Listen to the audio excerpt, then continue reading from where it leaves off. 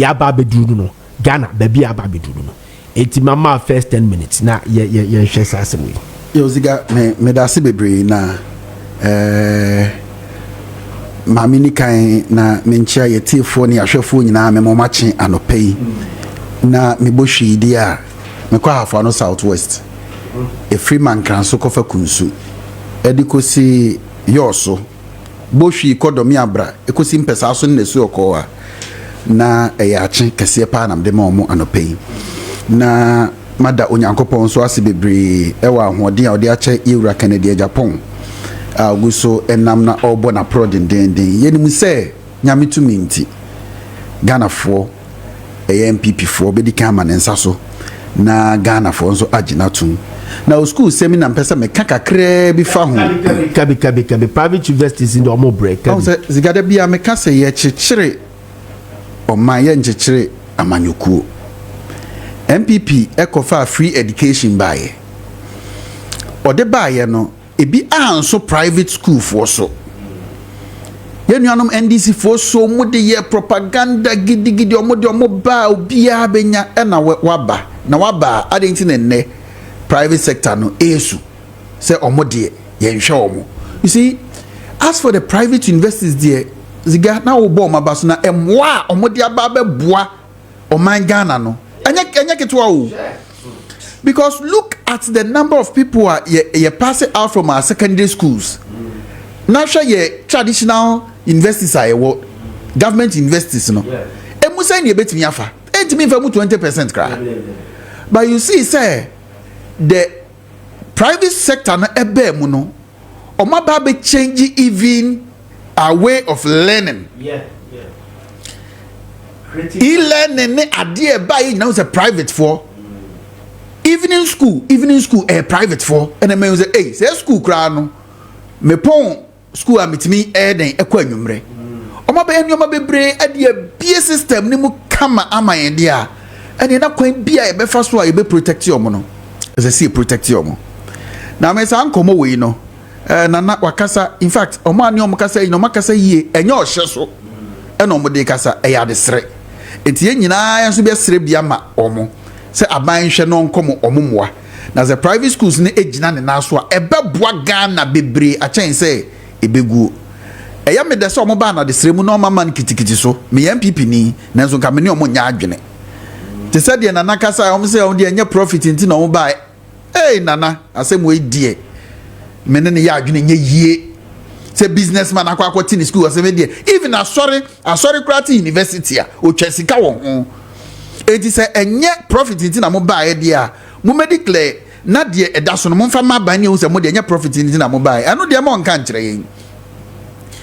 This fight I expect the students na e private school no and so mo fight is our fight we. Yes. They have the right. They have to join. They have the right to they have to even lead. Yeah. Because they are citizens of Ghana. Enti se enye omo fees ne kra nyina na obetimi afa.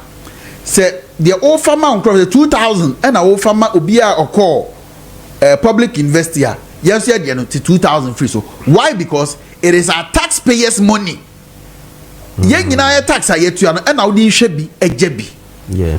So I think say it is the students nobody no and there's some for this fight. Or more fight be much more effective na the pressure so abeto ban so am why there is so ye. Because as for the schools themselves there my problem is this. So more fix some school fees on money. Do they inform government? Some are charging per semester 6,000 cedis per semester.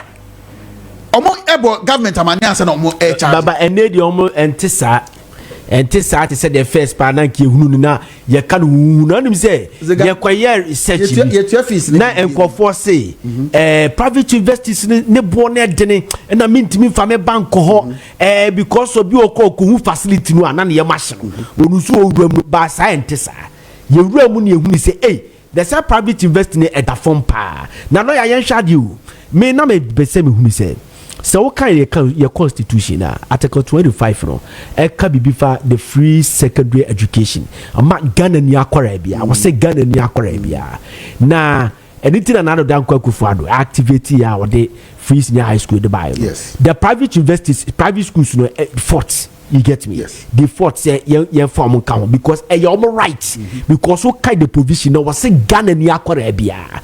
It is say me your secondary school or private next will be a year na yepe. They say you enjoy. Now when you will be policy. Also, it's not captured in our constitution. That is correct. So a will be policy. And in this case, what do we have to do to make sure? Because it's very important. As I say, what the private universities they count. They make what I say. So what do we have to do? Let's say in legal backing. To say the free SHS near the end now, say policies will be why near the end national legal backing be. Say yeah, now for your money legal backing now boy, but you see, it will also have to lead. Say you person be a compulsory or what? You share a constitution now. It was specific on basic education, specific. So if it's like the framers of the constitution, they wanted it at this point. It is a constitutional review and say you factor all these things into it because sika you spend what nyome bi hono ziga esi eja education.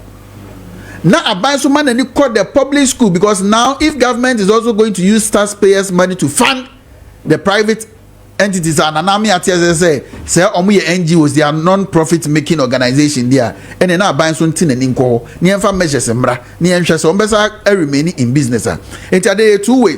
So you see say students nankasa omo na omo right it take it up the fighter, it becomes much more effective.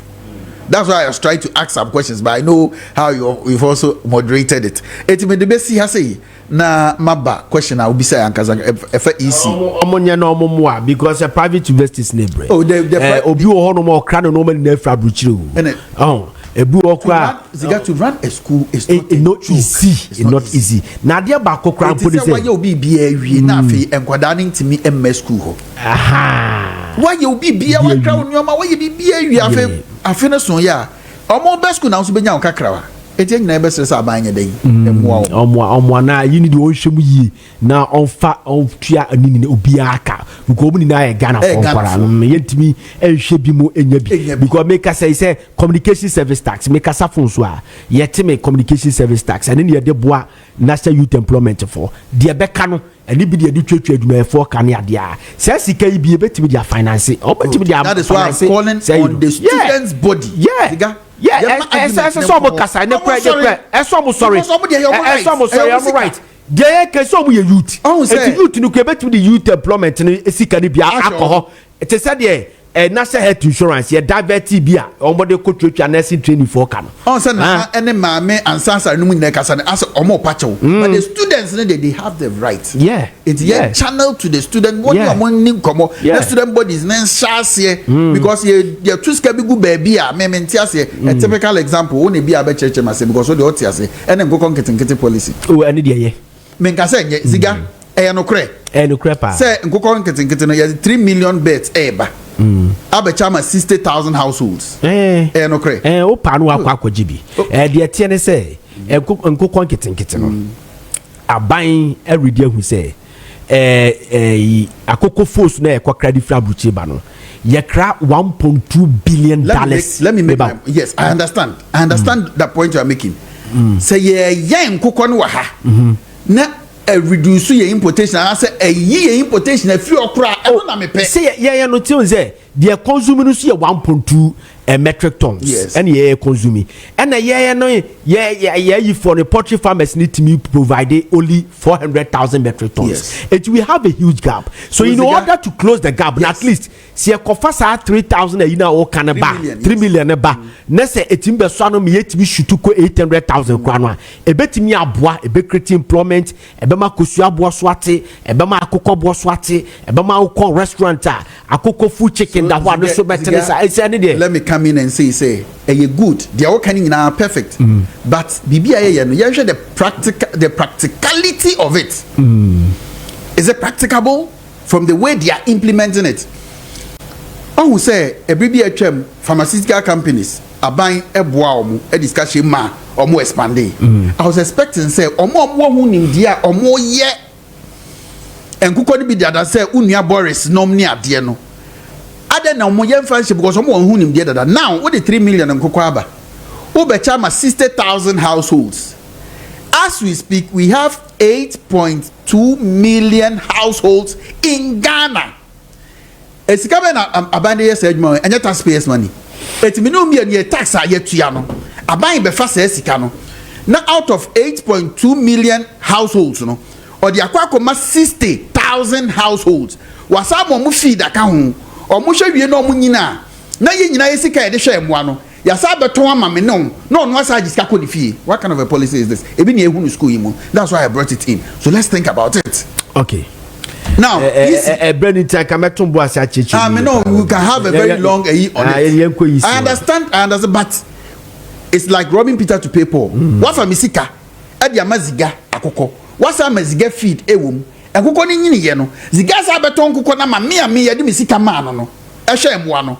Asa agin fa so ekoni bojo bi ne the school dey ya kan ho asem. So let's think about it from that angle as well. Now, easy.